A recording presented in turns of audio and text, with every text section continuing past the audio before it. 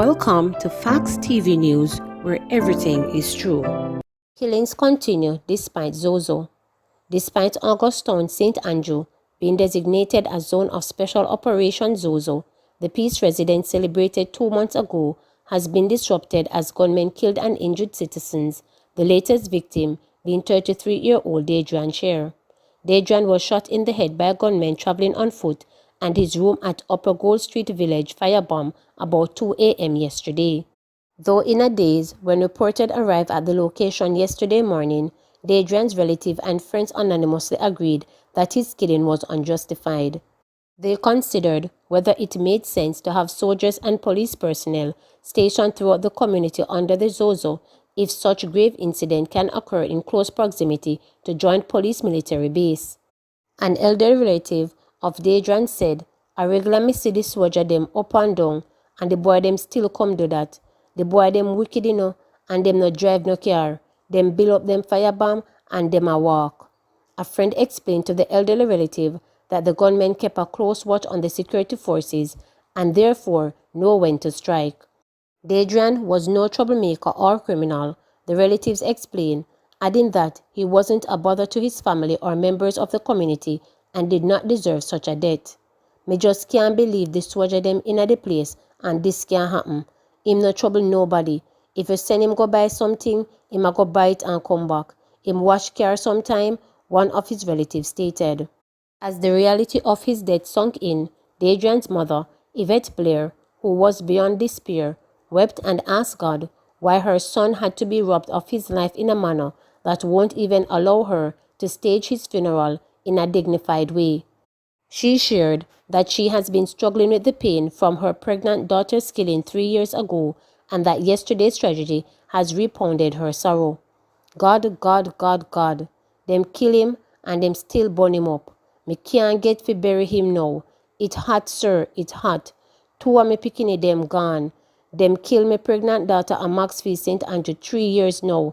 9 people did get shot and she died pregnant. And now this, how me I go manage? Me weak man, Deidran no deserve this," she said. Jerome Vidal was among a small group of protesters who took to the streets in the community in condemnation of the recent killings and shootings. She shared that too many members of her family have been killed by gunmen and called on the community to start celebrating in unison once again. She had no explanation for the community making a drastic shift from hosting fun and exciting events such as water war back to gun wars. "From about a week and odd ago, we just started having some shooting in the community. Friday, a big man from Outer Port got shot. Another man from in the community also got shot too. This morning, Sunday, when I wake up, I heard that a guy got shot and burned up in his house. All me I try tell them it just done it. It is affecting our little youths and it affect we as the mothers too.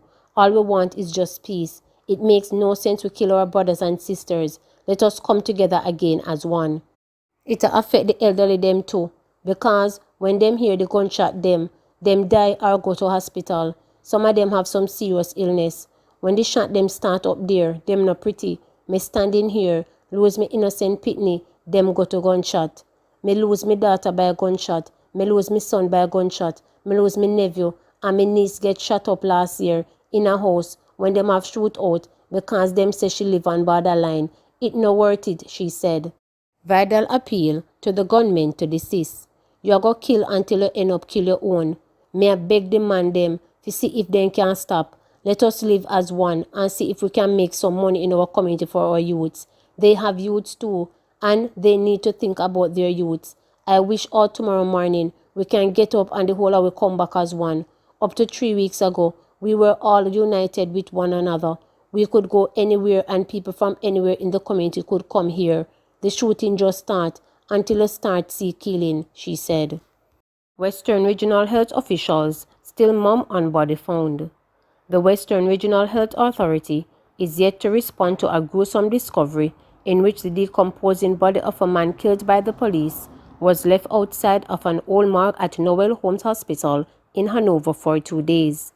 The deceased man has been identified as 41-year-old Pedro Ronaldo Pierce of an Orange Bay address in the parish.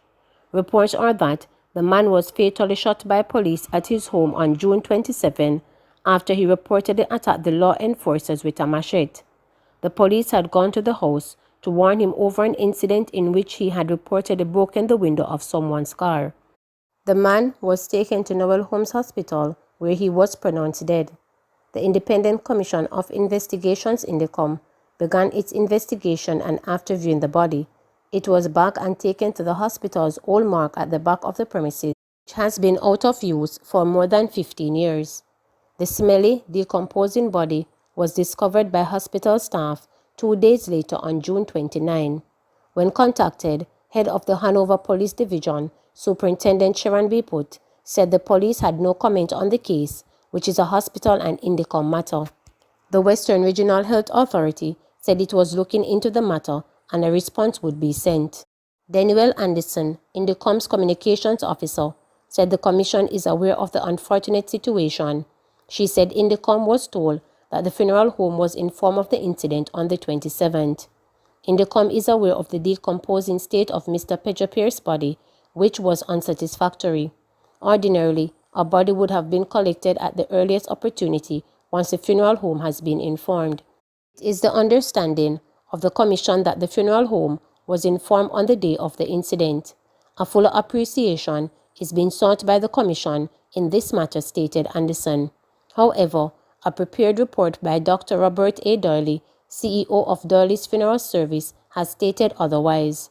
The licensed embalmer and functional director, which is a medical doctor, said it was on the 29th that the funeral home received the call.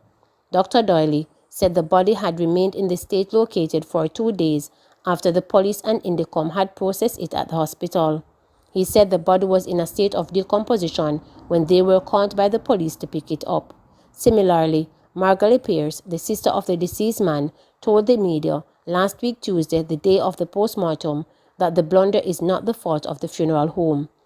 It is not the Paulo's fault. It is the 29th that Doyley's got the call to come and pick up the body when my brother's body's already been decomposed, stated Pierce. Please remember to subscribe, like, share, and click the notification bell for daily updates.